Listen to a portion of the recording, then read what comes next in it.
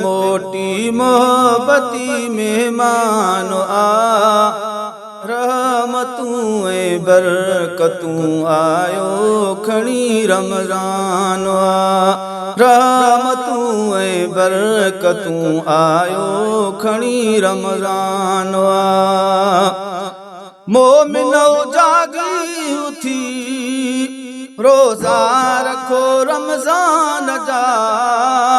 पाक घर मस्जिद में पहुंची पढ़ो नफिल शुक्रान जा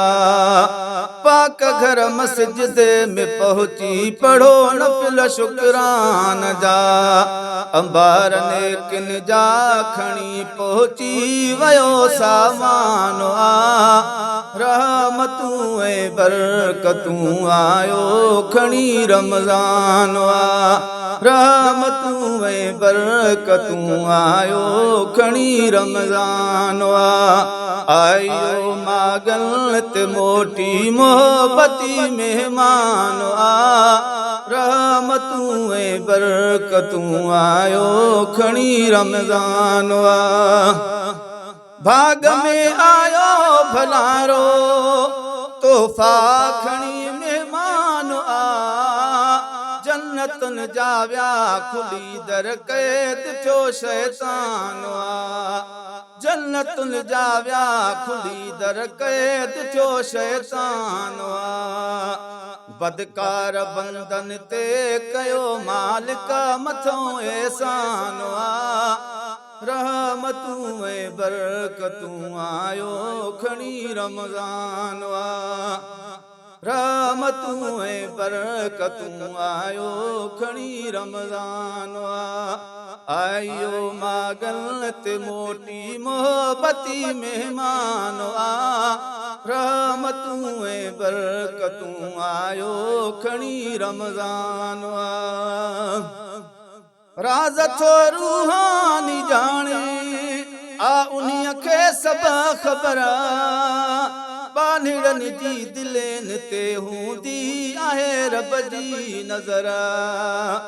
बानिड़नि जी दिलनि ते हूंदी आहे रब जी नज़र पाण ॾींदो पंहिंजे प्यारनि खे जन्नत में नानो आ रहमतूं ऐं बरकतूं आयो खणी रमज़ान आ रहमतूं ऐं बरकतूं आयो खणी रमज़ान आ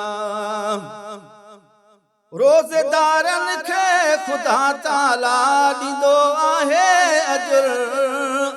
सिरत तकलीफ़ूं सही जन बि कयो आहे सब्र रोज़ेदारनि खे ख़ुदा ताला ॾींदो आहे अजर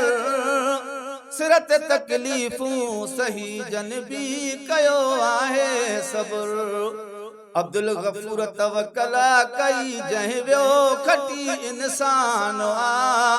रहमतूं ऐं बरकतूं आयो खणी रमज़ान आ रहमतूं ऐं बरकतूं आयो खणी रमज़ान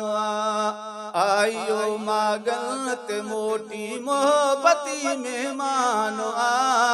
रहमतूं ऐं बरकतूं आयो खणी रमज़ान आ रहमतूं ऐं बरकतूं आयो खणी रमज़ान आ।